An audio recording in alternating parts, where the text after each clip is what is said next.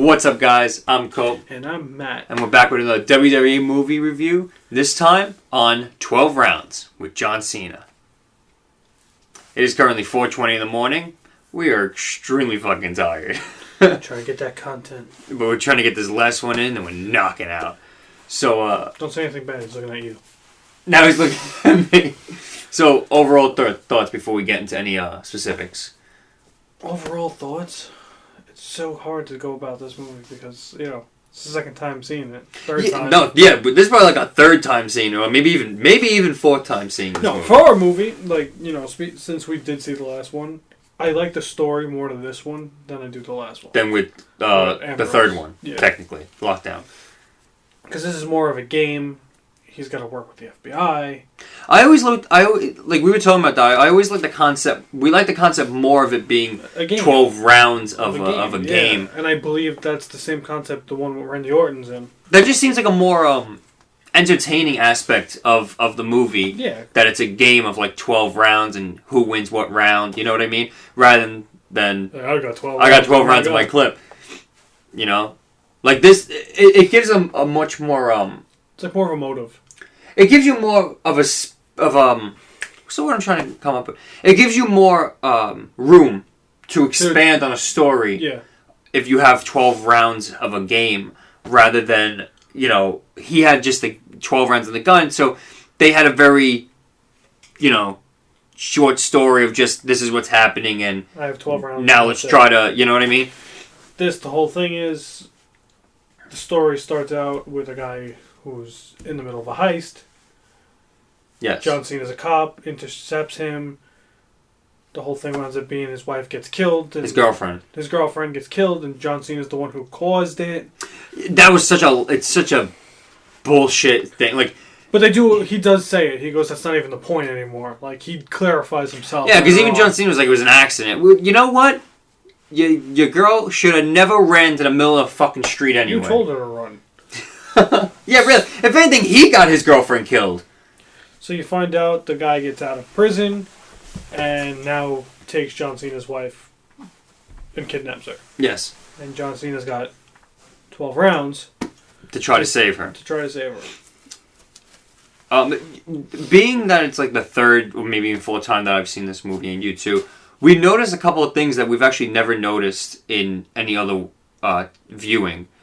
And maybe it's also because we're just doing so many of these reviews between these and even the bad ones we've done that we're just naturally starting to catch certain things, you know? Like, I love the ring bell. Yeah, just the little Easter egg with the ring bell by the front door. And there was something else we mentioned. There's little scenes where you could, the countdown. Where I was counting down to make sure that countdown was perfect. And it was legitimate. And I was on time. I was surprised that both times. But I wasn't surprised that you're counting. I was surprised that they were legitimate with their counting. It wasn't like Countdown where it was plot-based timing. Like when they showed the clock and he had 26 seconds, and then they showed the clock again, and it was clocked 5 seconds left, and they were correct on that. So both times. Kudos to them for that. But there's something else that I paused it on, and we were like, wait a second. I don't remember what it was. We should have wrote it down. I'm too tired to figure that out. Miles had been caught a year ago. Because that was the whole point, is that he escaped, and it was the 1 year anniversary of when him and John Cena had met. Yeah. And that whole thing unfolded. So he had already been arrested a year ago. So he was in prison for a year, and yet they still had his thing. Oh yeah, on the bulletin board, his photo. Yeah, so it was just like his mugshots. Why'd you even keep that? Why?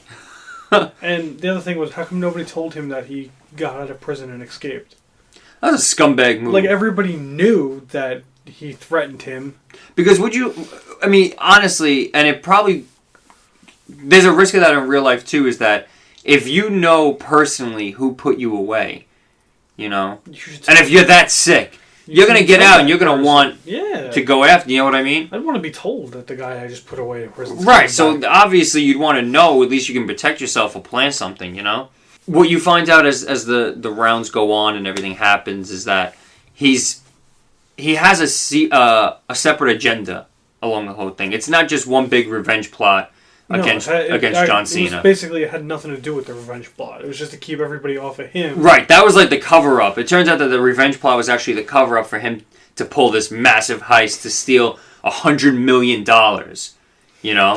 from one of the vaults.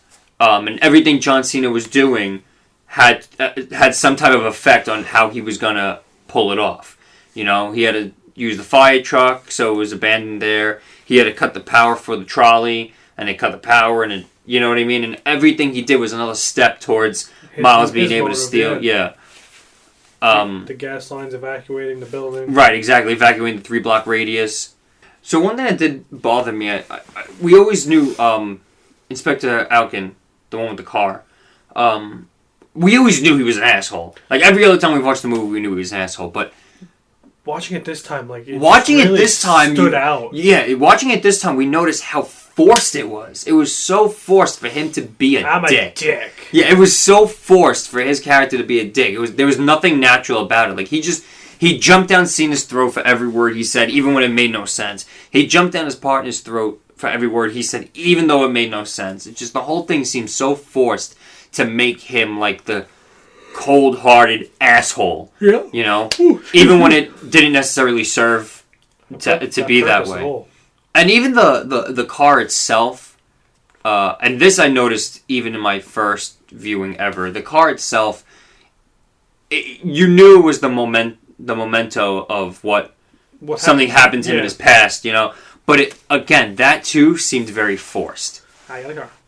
Like in the very first scene of the movie when they're staking him out and he's in the van, he has the car in his hand flipping the hood up and down, and it's just like, okay, right off the bat we know it's gonna be something important. You know what I mean? Like, it was a lot of times when that works, when the whole memento thing works, it's when it's something subtle.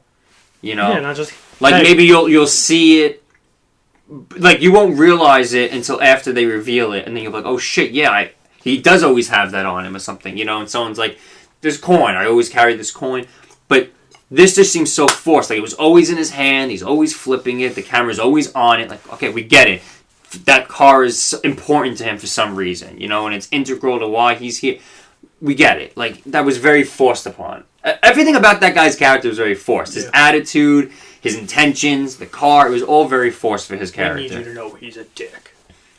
The action in this movie was great. There's a lot. With Dean Ambrose and Lockdown, that action was more fighting based. Yeah, this was more there was no fighting in this movie. No. He didn't fight anybody except for Miles at the end of the movie in the helicopter briefly. Yeah. Other than that, it was all just action with him, like him trying to stop the streetcar, him trying to save Willie in the elevator shaft. Which makes more sense. Him dropping from the building. It was all I don't want to say natural action, but it was environmental action. You know what I mean? And I'm interested to see the second one because I never saw the one with Randy Orton. So this is going to be my first time view. I'm going in blind for that one. But one thing that did upset me, I forgot that his partner ends up dying from the explosion. I totally forgot. I remembered when his partner left him and he was at the building and he was chasing the other guy. I was like, oh, wait.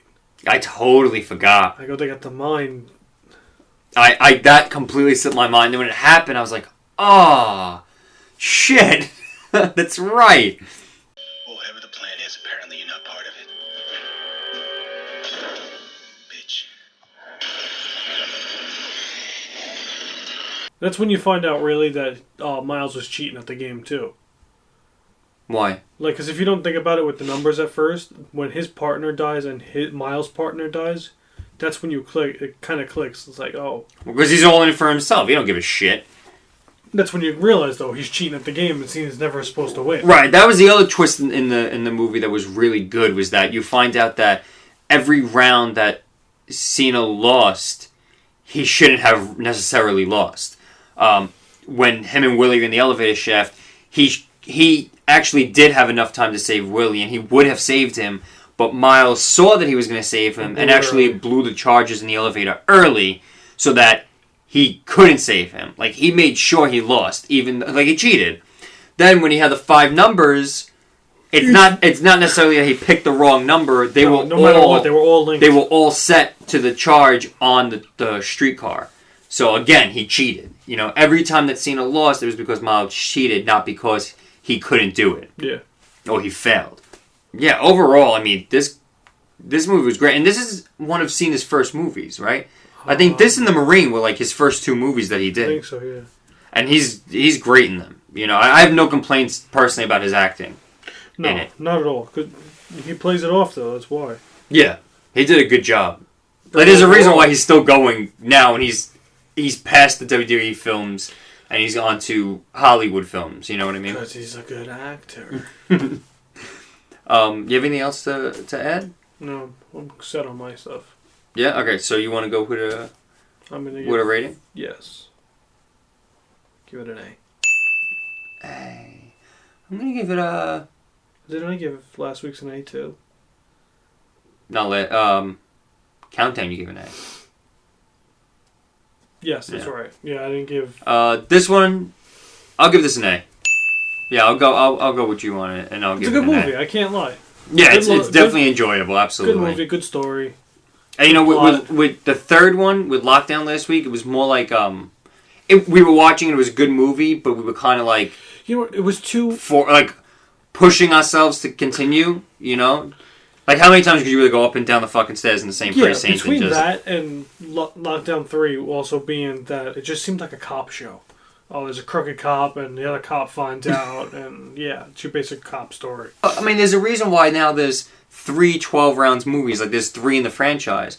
This started it all. You know, this started the franchise going. And once again, he also started the franchise for the Marine.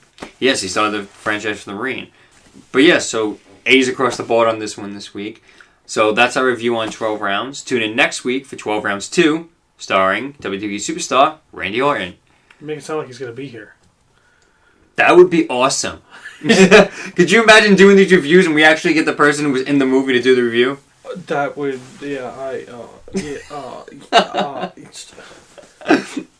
So as always, guys, like, comment, make sure you hit that subscribe button, and let us know what you think we could do better or what movies you want us to review.